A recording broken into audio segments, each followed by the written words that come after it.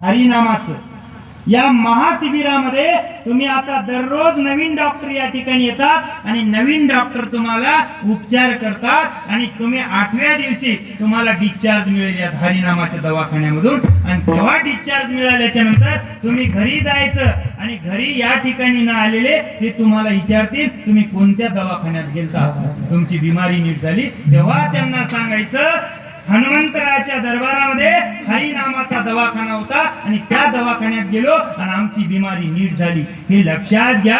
त्याच्यासाठी कीर्तन 2 तास टाइमपास नाही, कीर्तन 2 तास विरंगुळा नाही आणि कीर्तन हे 2 तास करमणुकीचं साधन नाही माझे मायबाप. त्याच्यासाठी कीर्तन चांग कीर्तन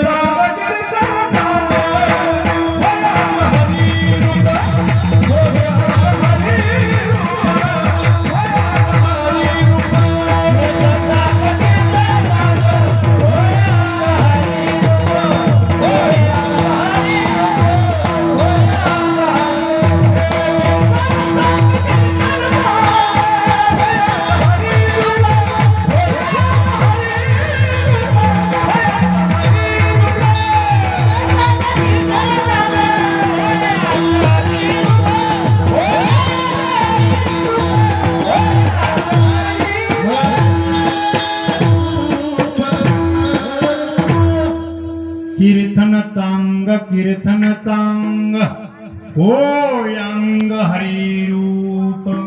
जगद्गुरु तुकोबरायांनी शब्दाची निरुक्ती केली माझे मायबाप. कीर्तन चांग, चांग म्हणजे चांगलं, सुभटा म्हणजे चांगलं, गोमटा म्हणजे चांगलं. आपण म्हणतो संत बाळूमामाच्या नावानं चांगलं, चांग म्हणजे चांगलं.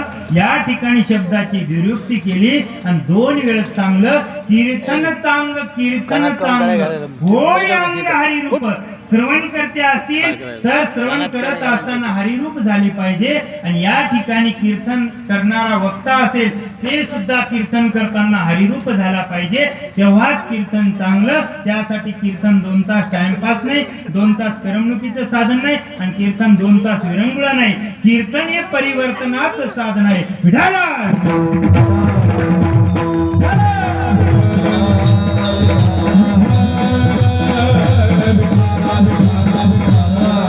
त्यासाठी आवड आहे देवाची. आता प्रत्येकाची आवड निवड वेगळी आहे माझे मायबाप. आता आमच्या शंकर महाराजाला मर्दंग वाजवणं आवडतं. आमचे भागवताचार्य बाबा त्यांना भागवत, कीर्तन आणि धर्म प्रसारक ह्या गोष्टी त्यांना आवडतात. या वारकरी संप्रदायातील भजनी मंडळ यांना गायन आवडतं. तर या प्रत्येकाची वेगवेगळी आवड निवड आहे माझे मायबाप.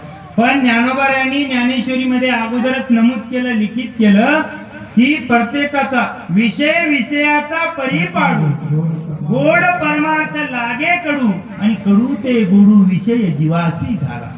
लक्षात घ्या माझे मायबाप. प्रत्येकाचा विषय वेगवेगळा झाला. परमार्थ गोड आहे पण कलियुगात कडू लागत आहे. म्हणजे प्रपंच हा कडू आहे ते गोड लागत आहे. प्रपंचाकडून आपण सुखाची प्राप्तीची अपेक्षा करतो आणि परमार्थाला वाटतं दुःख आहे.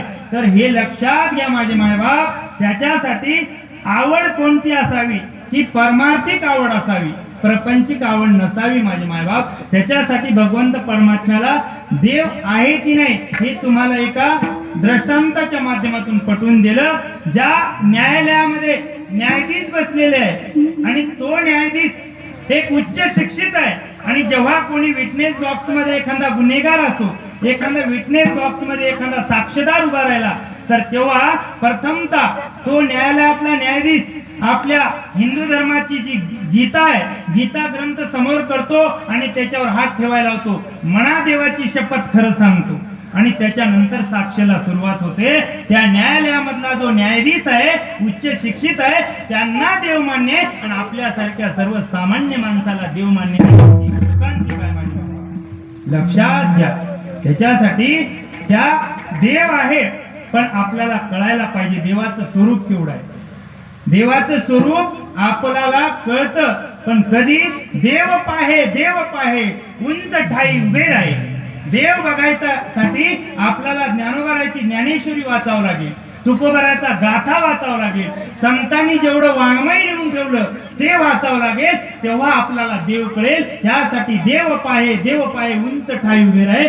तर देव बघायचा असेल तर उंच ठाई उभे राहे म्हणजे ज्ञानाच्या पातळीतून जेव्हा आपली उंच पातळी वाढेल तेव्हाच आपल्याला भगवंत परमात्म्याचं जे रूप आहे वास्तव्यात ते रूप दिसेल आणि आपण प्रपंचात असल्याच्या नंतर भगवंताचं स्वरूप छोटं दिसेल. तर एक माझे बाबा या ठिकाणी, बाबा तुमचे रुमालवाले बाबा, तुमचा विवाह झाला का? झाला का? ऐकायला येते बाबा? झाला.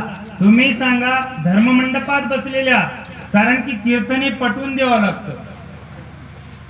साठवणे, आठवणे आणि पटवणे हे 3 भाग असतात कीर्तनातले. आता बाबाचं नाव काय बाबा? पंजाबराव बाबा. धर्ममंडपात बसला, खोटं बोलायचं नाही. अर्धांगिनी आहे, पत्नी आहे. तुम्ही सांगा लग्न होण्याच्या अगोदर तुमच्या आई वडिलाला जेव्हा जेव्हा तुम्हाला एखाद्या गोष्टीची गरज भासली तेव्हा तेव्हा तुम्ही माय बापू म्हणून त्यांना मागणी घालायची, बरोबर आहे? हा, मागणी घालायची. पण तुमच्या डोईवर अक्षताचा वर्षाव झाला, अर्धांगी तुमच्या घरात आली, तेव्हा तुम्ही आई वडिलाला मागणी घालायची का पत्नीला? बोला बोला, लाजायचं नाही, आम्ही तुमच्यातलेच आहे. बोला. आता तेवढ्याच वेळेस आई वडिलाला माय बापू म्हणता का? कमी झालं लग्न झाल्यावर? कमी झालं म्हणतात ना. बघा, आमचे पंजाबराव बाबा म्हणतात माझा विवाह होण्याच्या पूर्वी मला जेव्हा जेव्हा गरज भासली तेव्हा तेव्हा माय बापू म्हणून आई वडिलाकडे मागणी घालायचे. आणि जशा डोईवर अक्षताचा वर्षाव झाला, अर्धांगिनी घरात आली, तेव्हा माय बापाचा विसर पडला. माझे मायबाप तुम्ही आणि सर्व एकातलेच आहे, एकाच नाण्याच्या बाजू आहेत, हे लक्षात घ्या. देव पाहे उंच ठाई उभे राहे. त्याच्यासाठी प्रपंचात राहायचं पण नसल्यासारखं. जसं पाण्यामध्ये होडी असतं, पाण्यामध्ये जहाज असतं, पण जहाजामध्ये पाणी नसतं. या मायाजाळामध्ये, या प्रपंचिक मायाजाळामध्ये आपण देवापासून दुरावल्या गेलो, हे लक्षात घ्या. आणि जर प्रपंचाचा मायाजाळ आपल्या पाठीमागे नसेल तर आपण भगवंत परमात्म्याकडे एकनिष्ठ राहील. त्याच्यासाठी पाण्यावर जी होडी चालतं तर होडीमध्ये पाणी आल्याच्या नंतर मायाजाळ आहे म्हणायचं. त्यासाठी सांगतो की बाबा पंजाबराव बाबांनी सांगितलं, जसं तुकोबारांनी सांगितलं, तुका म्हणे माये बाप अवघी देवाची स्वरूप. पण जेव्हा विवाह झाल्याच्या नंतर मायबाप आपल्याला देवाऱ्यावर बसाय पुरतेच वाटतात. एवढं स्वरूप मायबापाचं कमी होतं. त्याच्यासाठी सांगतो, प्रत्येकाची हीच गत आहे माझे मायबाप. त्याच्यासाठी हात जोडून विनंती, ज्यांनी पिंड घडवला, ज्यांनी जन्माला घातलं, त्यांचं स्वरूप, त्यांची अवस्था छोटी होऊ देऊ नका. हेच खरं वागणं आहे.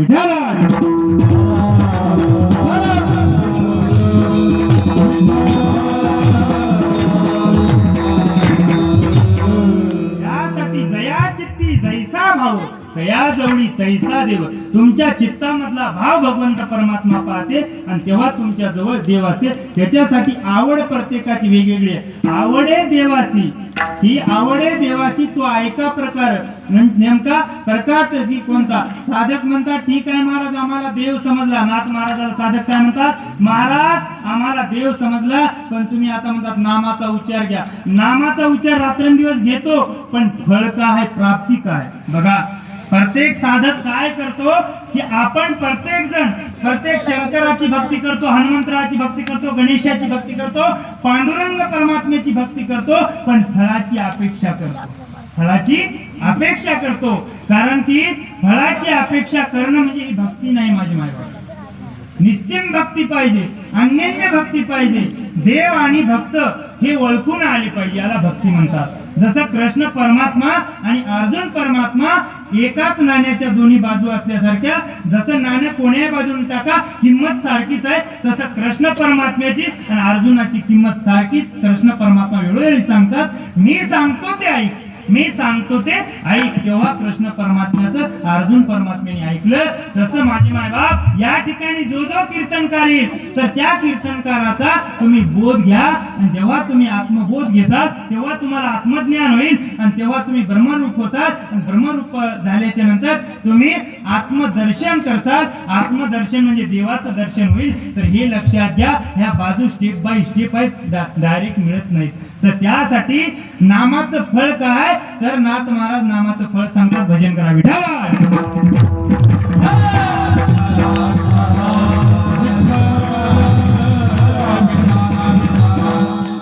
नामाच्या 13 कोटी आहेत माझे मायबाप, नामाच्या 13 कोटी आहेत. लक्ष देऊन ऐका.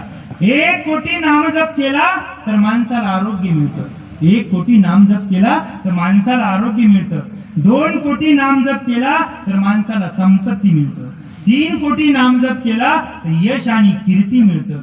4 कोटी नामजप केला तीही लोकांमध्ये कीर्ती मिळतं. 5 कोटी नामजप केला तर काम क्रोध विकार नाहीसे होतात. आणि 6 कोटी नामजप केला तर ज्ञानाची प्राप्ती होतं. 7 कोटी नामजप केला अपमृत्यू टळतो. 8 कोटी नामजप केला अनुकूल पती पत्नी मिळतात. लक्षात घ्या, अनुकूल पती पत्नी म्हणजे काय माझे मायबाप. अनुकूल म्हणजे योग्य आणि प्रतिकूल म्हणजे वाईट. 1000 जोडामध्ये एखादा पती पत्नीचा जोड असा बांधला जातो की जेव्हा त्या पतीचा अंत होतो आणि ही बातमी त्या मायमाऊलीला समजतं तेव्हा ती सुद्धा देह त्याग करत. हिला प्राणेश्वरी म्हणतात, हिला प्राणेश्वरी म्हणतात. याला अनुकूल पती पत्नी म्हणतात. 1000त एखादा जोड बांधलं जातं. तुका म्हणे पतिव्रता तिची देवावरी सत्ता, तर हिलाच पतिव्रता म्हणतात. कोण्याही बाईला पतिव्रता म्हणत नाहीत माझे मायबाप. त्याच्यासाठी 9 कोटी नामजप केला तर स्वरूप साक्षात्कार होतो. स्वरूप साक्षात्कार म्हणजे आपण निद्रा अवस्थेमध्ये असताना आपल्याला भगवंत परमात्म्याचे स्वप्न पडतात तेव्हा ओळखून घ्यायचं आपण भक्ती मार्गातून देवाच्या जवळ जवळ जात आहे, त्याला स्वरूप साक्षात्कार म्हणतात. आणि 10 कोटी नामस्मरणानं संचित कर्म नाश होतं. जे तुमचं पूर्वीचं पाप तुमच्या पदरी पडलं तर याचा नायनाट करायचा असेल. आता संचित म्हणजे काय, आपण एखादं बँक बॅलन्स करण्यासाठी एखादं खाते बुक खोललं बँकेमध्ये आणि रोज आपण 100 रुपये टाकले तर महिन्याला 3000 रुपये जमा होतात आणि वर्षाला 36,000 रुपये जमा होतात. तर हे आपले बँक बॅलन्स आहे, त्याला संचित म्हणतात. आपल्या अकाउंटवर किती पैसे जमा आहेत तर संचित म्हणजे जमा. जर तुमचं पूर्वीचं पाप तुमच्याकडे जमा असेल तर ते कशाच्या माध्यमातून जातं की तुम्ही 10 कोटी जर जप केला तर तुमचं संचित कर्मनाश होते. 11 कोटी प्रारब्ध कर्मनाश, प्रारब्धानुसार आलेले कर्मनाश. आता प्रारब्धानुसार कोणत्याही गोष्टी आपल्याकडे येत नसतात बाबा. आता आमचे विनेकरी बाबा, आता विनेकरी बाबा किती मुलं आहेत तुम्हाला? 2 मुलं आहेत. जमीन किती आहे? 100 एकर. 70 एकर. आता 2 मुलांना 35 एकर जमीन. बाबा स्वर्गवास झाले, वैकुंठवास झाले, गमन झालं तर आपल्याला मिळेल का बाबा? कोणाला मिळेल? वारसा हक्काप्रमाणे त्यांच्या मुलाला मिळतं. पण बाबा जो विनेकरी आहे ही परमार्थिक सेवा. बाबाकडे जर हरिपाठ असेल, बाबाकडे जर गाथा पाठ असेल किंवा बाबाकडे काकडा जर पाठ असेल तर हे काकडा या प्रारब्धानुसार त्या मुलाकडे मिळत नाही. त्याच्यासाठी परमार्थामध्ये झीज करावं लागेल देहाचं, तेव्हाच मिळतं. तर परमार्थातलं जे आहे देणी ते साधारण मिळत नाही. आपली जे भौतिक आहे, भौतिक गोष्टी ह्या मिळू शकतात पण परमार्थाची गोष्ट मिळू शकत नाही. तसा बाबाचा परमार्थ मुलाकडे जाऊ शकत नाही. याला प्रारब्ध कर्मनाश म्हणतात. तसं तुमच्या प्रारब्धामधलं पाप असेल त्याला जर घालवायचं असेल तर तुम्हाला 11 कोटी नामजप करावं लागेल. आणि 12 कोटी नामजप म्हणजे क्रियामान कर्मनाश. 12 कोटी नामजप म्हणजे क्रियामान कर्मनाश. क्रियामान म्हणजे वर्तमान काळात तुमच्या हातून घडत असलेलं पाप. याचा जर नायनाट करायचा असेल तर 12 कोटी नाम जप तुम्हाला करावं लागेल आणि 13 कोटी नाम जपानी साक्षात भगवंत परमात्म्याची भेट होती. तसं स्वामी रामदासाला प्रभू रामचंद्राची 13 कोटी नाम जप केल्याच्या नंतर भेट झाली आणि त्याच्यानंतर जर आपण नाम जप केला तर भगवंत परमात्म्या बरोबर आपण आहे असं होते. विठ्ठल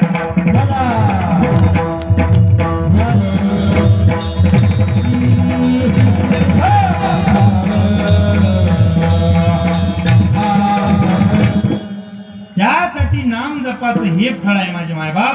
13 कोटी नाम जप करायचं तर तेव्हा आपल्याला फळ प्राप्ती होईल. त्याच्यासाठी आवडीने भावे हरिनाम घेसी तुझी चिंता त्याची सर्व आहे. पण आपल्या मनामध्ये भगवंत परमात्म्याबद्दल काय पाहिजे?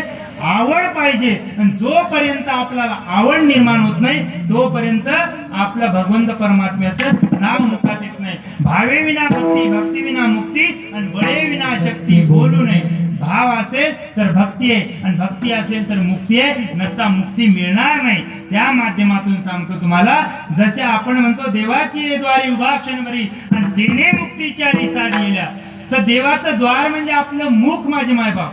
आपल्या मुखातून सतत नामस्मरण घडावं यासाठी कोणत्याही एज्युकेशनची डिग्री लागत नाही, MA लागत नाही किंवा पहिला वर्ग लागत नाही. वयोवृद्ध असो का तरुण असो, बालक असो का तरुण असो, कोणत्याही वयोगटातला माणूस परमार्थाकरता चालतो. पण प्रपंचासाठी कोणत्याही वर्ग गटातला प्रपंचासाठी चालत नाही.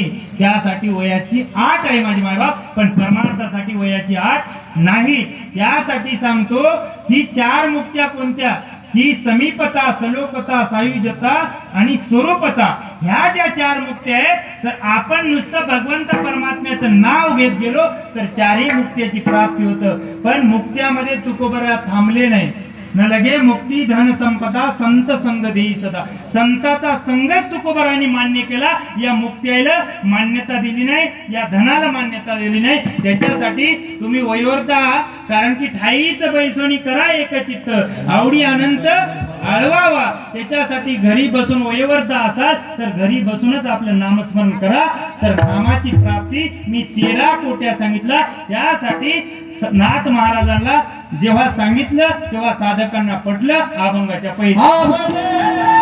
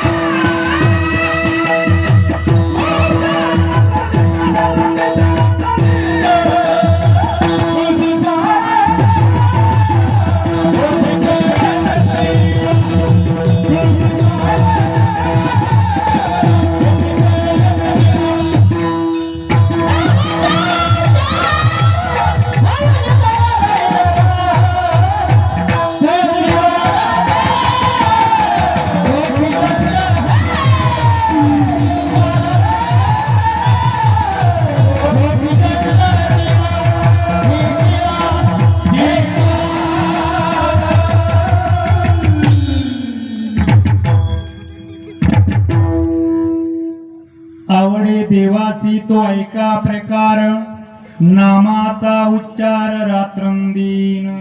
नाथ महाराजांनी साधकांना सांगितलं.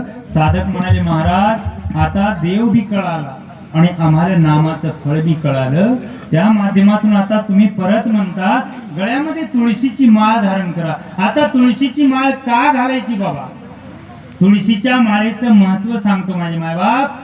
ही तुळशीची माळ का? वृंदा नावाची ज्या जालिंदराची पत्नी वृंदा नावाची, तर ही एकनिष्ठ विठ्ठलाची भक्त होती, पांडुरंगाची भक्त होती, विष्णूची भक्त होती. हे लक्षात घ्या. आणि ती जेव्हा भक्ती करत असताना तिच्या भक्तीमुळं त्या जालिंदराला शक्ती मिळायची. ज्या ठिकाणी गेला त्या ठिकाणी युद्ध जिंकायचे. आणि हाहाकार माजवला, मारणं चालू केलं, हाहाकार माजवला. तर या माध्यमातून त्या विष्णूला आणि शंकरजीला वाटलं आता काय करावं. तर तेव्हा विष्णूनं ज्या जालिंदराचा अवतार घेतला, अवतार घेऊन घरामध्ये प्रवेश केला, तेव्हा त्या वृंदाला वाटलं माझे पती आले. तेवढ्याच जालिंदर आले. जसे आले तसे त्यांची मान उडवली आणि उडवल्याच्या नंतर परत त्यांना काय केलं, चित्तेवर ठेवलं. आणि तेव्हा त्या वृंदेला चित्तेवर ठेवल्याच्या नंतर वृंदाला त्या ठिकाणी सती जावं लागलं. पण त्या ठिकाणी जी भगवंताची विष्णूची एकनिष्ठ भक्ती करायची, तर तिथं तुळशीचं रोपटं फुटलं. तिच्या जिथं ज्या ठिकाणी अंत्यविधी झाली तिथं तुळशीचं रोपटं फुटलं. आणि त्या तुळशीच्या रोपट्याचे पानाची माळ विष्णूनं अर्पण केली स्वतःला. कारण की भक्ताचा लाड भक्ता राखे पायापसी दुर्जनासी सहारी, असं भगवंताचं एकनिष्ठ. जसं लढीवाळ भक्त संत शिरोमणी नामदेवराया पांडुरंग परमात्म्याचे होते. हे लक्षात घ्या. भक्त आणि संत वेगळे बाबा, दोघांचा भाव वेगळा आहे. जसं पुंडलिक भक्त होते, प्रल्हाद भक्त होते, पण नामदेवराया देवाचे भक्त होते. भक्तातून संत पदाला गेले, हे लक्षात घ्या. तर त्यासाठी सांगतो माझे मायबाप, तर तेव्हा विष्णूनं माला धारण केली. आणि धारण केल्याच्या नंतर या विश्वाचा अभ्यास केला. ज्या ज्ञानोबारायांनी सर्वांनी अभ्यास केला आणि या चराचराचा अभ्यास करून माळ निर्माण केली. तर ती माळ निर्माण कशी केली, तर भजन करा सांगतो विठ्ठल.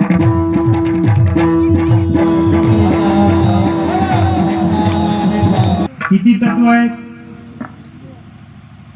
किती तत्वाचा देह बनला. मस्त आहे रे. कोणीच बोले ना बाबा. पंचतत्व लक्षात घ्या. ते पंचमहाभूते वेगळे, पंचमहाभूत वेगळी, पण आपल्या देहामध्ये 36 तत्व आहेत. किती तत्व आहेत? 36 तत्व आहेत. आणि त्याच्यात 3 गुण आहेत, रजगुण, तमगुण आणि सात्विक गुण.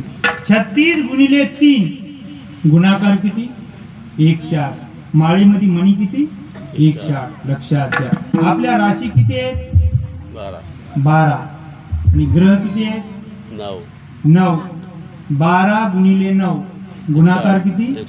108. माळेमध्ये मणी किती? 108. नक्षत्र किती आहेत? 27 नक्षत्र. आणि चरण किती आहेत? 4 चरण. 27 गुणिले 4 किती आहे? 108 गुणाकार. लक्षात घ्या. आता ज्या ज्ञानोबारायांनी, तुम्ही म्हणसाल ज्ञानोबारायांनी 4 वेळेस समाधी घेतली, पण 108 वेळेस समाधी घेतली. जेव्हा 16व्या वर्षी ज्ञानोबा समाधी घेऊ लागले, तेव्हा निवृत्तीनाथ म्हणू लागले ज्ञानोबा 2 वर्षे थांबा. मग 18 वर गेले. परत 18व्या वर्षी समाधी घेऊ लागले. सोपान दादा म्हणीत 2 वर्षे थांबा ज्ञानोबा. पुन्हा 2 वर्षे थांबले. परत 20व्या वर्षी समाधी घेऊ लागले. तर आमची जी ज्ञानोबारायाची बहीण मुक्ताबाई पुन्हा 2 वर्षे थांबा म्हटले. तर परत 2 वर्षे थांबल्या.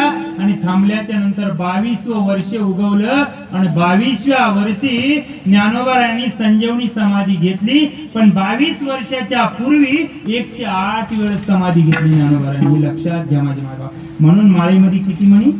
108 म्हणी. आता आपले उपनिषद किती आहेत बाबा? 108च उपनिषद आहेत. म्हणून माळेमध्ये 108 म्हणी. आपल्या विश्वामध्ये तीर्थक्षेत्र किती आहेत? 108च आहेत. म्हणून माळेमध्ये किती म्हणी? 108च म्हणी. त्यासाठी ज्यांनी जर माळ धारण केलेली नसेल तर त्यांनी पवित्र तुळशीची माळा गळ्यामध्ये धारण करा. शेवटी तुम्ही नाही घातली तरी बी सोनं कांचन थोडं चोळल्या जातं, तुळशीच्या पानात टाकल्या जातं आणि ते शेवटी तोंडामध्ये घालतातच आणि शेवटी तुम्हाला अग्नी देतात. लक्षात घ्या विठ्ठल.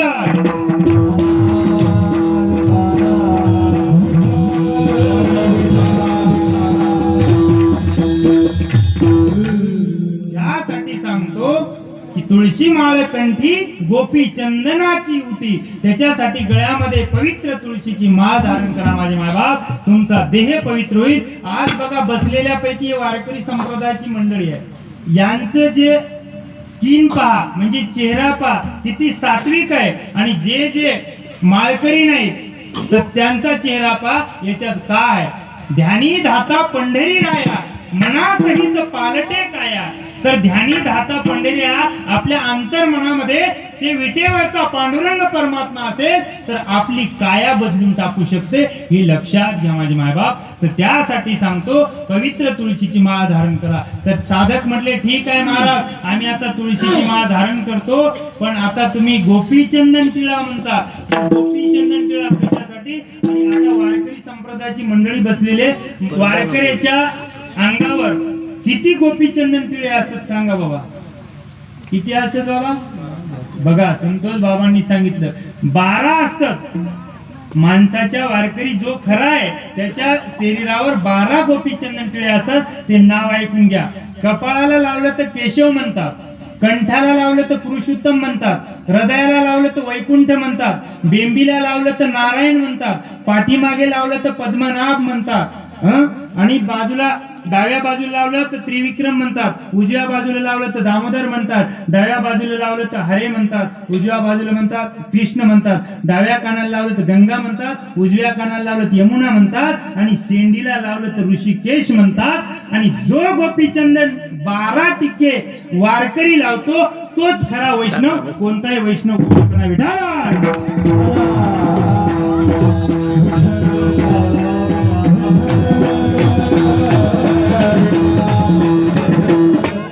त्यासाठी सांगतो की जो तुळशी माळ गळ्यात घालतो आणि 12 गोपीचंदन टिळे लावतो तोच वैष्णव. वैष्णव कोणालाही म्हणू नका. ऐसे कैसे झाले भोंदू कर्म करुणी म्हणती साधू, अंगा लावणी राख डोळे झाकुनी करती पाप.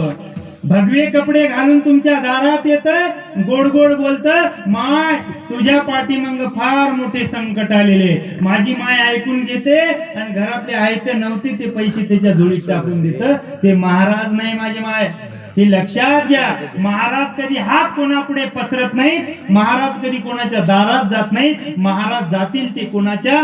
फक्त पांडुरंग परमात्म्याच्या दारात जातील, हे लक्षात घ्या. त्यालाच महाराज म्हणतात, आणि त्यालाच भक्त म्हणतात, आणि त्यालाच वारकरी म्हणतात. त्याच्यासाठी ही वैष्णव म्हणा दया अवघी देवावरी माया. वैष्णव कोणाला म्हणायचं? ज्याचं खरं अंतर्मन भगवंत परमात्म्यासोबत जोडलेलं आहे आणि खरी भक्ती त्याच्या सोबत आहे, त्यालाच वैष्णव म्हणतात. वैष्णवाचे 4 प्रकार आहेत. आधम वैष्णव, आधम वैष्णव, आणि मध्यम वैष्णव, आणि उत्तम वैष्णव. वैष्णवाचे 4 प्रकार. आधम वैष्णव म्हणायचं तरी कोणाला? जो कधीच भगवंत परमात्म्याची भक्ती करत नाही आणि मनात आलं तेव्हा देवाला जातो आणि देवापुढे नतमस्तक होतो, याला आधम वैष्णव म्हणतात. आधम वैष्णव कोणाला म्हणतात? स्वतः करतो पण दुसऱ्याला सांगत नाही असं करा म्हणून, याला आधम वैष्णव म्हणतात. मध्यम वैष्णव कोणाला म्हणतात? की स्वतःही करतो आणि दुसऱ्याकडून करून बी घेतो.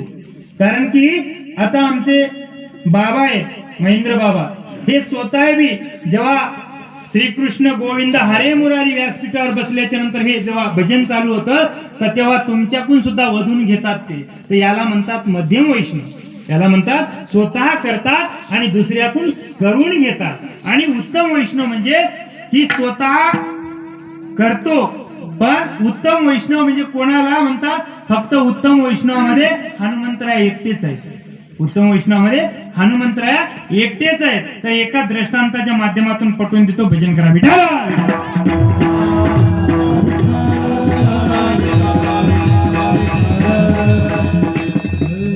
आता उत्तम वैष्णवामध्ये मर्दंग येतो, टाळ येतो, हनुमंतराय येतात. एक वेळेस सीता मातेचं हरण झालं. हरण झाल्याच्या नंतर जेव्हा प्रभू रामचंद्रांनी राज दरबार भरवला आणि राज दरबारात प्रश्न उपस्थित केला की सीताला आणण्यासाठी कोण जातो, हे हनुमंतरायचं आपल्या प्रभू रामचंद्राचं बोलणं आहे की सीता मातेला आणण्यासाठी कोण जातं, असा प्रश्न जेव्हा राज दरबारात उपस्थित झाला तेव्हा ताडकन हनुमंतराय उठले. आणि उठल्याच्या नंतर हनुमंतराय म्हणे मी जातो, विडा उचलला, मी जातो. पण हनुमंतरायापुढे प्रश्न पडला, प्रश्न निर्माण झाला. रावणाला 80,000 पत्न्या असल्याच्या नंतर त्या 80,000 पत्न्यामध्ये, त्या मायमावल्यामध्ये ही सीता माता ओळखायची कशी? तेव्हा हनुमंतराला प्रभू रामचंद्रांनी संकेत सांगितला तिथं, बाबा तिथले राक्षस, तिथले झाड, तिथले आजूबाजूचे दगड आणि ते जे सुरक्षेला आहेत तेवढे रामाचा जप करत आहेत. तर तेव्हा प्रभू रामचंद्रांनी काय केलं, हनुमंतरायांनी काय केलं, छलांग घेतली आणि ते आवाज कानावर येते त्या आवाजाच्या दिशेने गेले आणि गेल्याच्या नंतर तेव्हा सीतामाता त्यांनी ओळखली. तर याला म्हणतात उत्तम वैष्णव. तर त्यासाठी सांगतो, वैष्णव मना जया अवघी देवावरी माया. जसं माननीय नरेंद्र मोदी साहेब भारताचे पंतप्रधान, ज्यांनी जसं 493 वर्षाचं जे काळ होता आपल्यासाठी, 493 वर्षापासून आपण जगू लागलो, ते पर्व काळ आपल्यासाठी त्यांनी ज्या राम प्राण प्रतिष्ठा झाली, तर त्या दिवशी आपल्यासाठी आपला प्रभू रामचंद्र मंदिरात नेऊन बसवण्याचं काम कोणी केलं असेल तर माननीय नरेंद्र मोदी यांनी केलं. यांना म्हणतात खरा वैष्णव.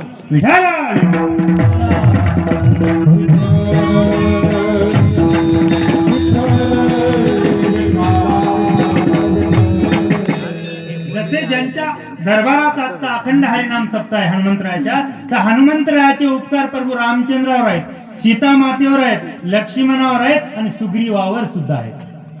हे लक्षात घ्या, यांच्यावर हनुमंतरायाचे उपकार. आज लक्षात घ्या, मोदी साहेबाचे उपकार आपल्यासारख्या सर्वसामान्यावर आहेत. तर हे एवढा मोठा न्याय निवाडा कोणी करू शकत नव्हतं, ते त्यांनी केला. आणि आज मोठ्या आदराने आपण अयोध्या नगरीत गेल्याच्या नंतर प्रभू रामचंद्राचं दर्शन आज मोठ्या मनाने घेऊ शकतो. हे लक्षात घ्या. यालाच म्हणतात, जसं प्रभू रामचंद्राच्या चरणाचा स्पर्श व्हावा, चरणाचं दर्शन व्हावं असं हनुमंतरायाला वाटलं होतं. म्हणून हनुमंतरायांनी एकनिष्ठ भक्ती कोणाची केली, प्रभू रामचंद्राची केली. दास्यत्व निकट हनुमंत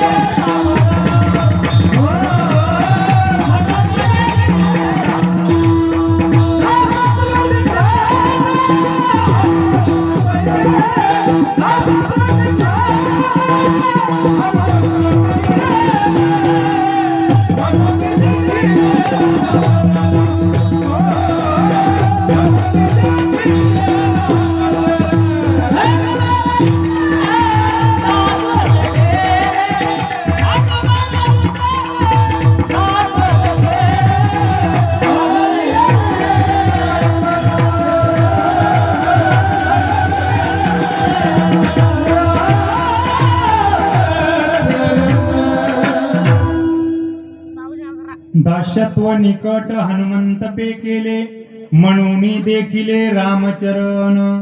दास्यत्व नविदा भक्ती पैकी ज्या भक्त्या किती आहेत, 9 आहेत. नविदा भक्ती पैकी दास्यत्व भक्ती सर्वात श्रेष्ठ. हनुमंतरायांनी प्रभू रामचंद्राची दास्यत्व भक्ती पत्कारली आणि म्हणून हनुमंतरायाचे गावगाव मंदिर आहेत. प्रभू रामचंद्राचे मंदिर गावगाव आहेत का बाबा? नाही, पण हनुमंतरायाचे मंदिर गावगाव आहेत. हे लक्षात घ्या. त्याच्यासाठी दास्यत्व भक्ती सर्वात श्रेष्ठ आहे. तर त्यासाठी उत्तम वैष्णवामध्ये हनुमंतराया मोडतात. तर त्यासाठी वैष्णव कोणाला म्हणतात की ज्याच्या हृदयामध्ये जिव्हाळा आहे, प्रेम आहे, यालाच उत्तम वैष्णव. अभंगाच्या दुसरे चरणात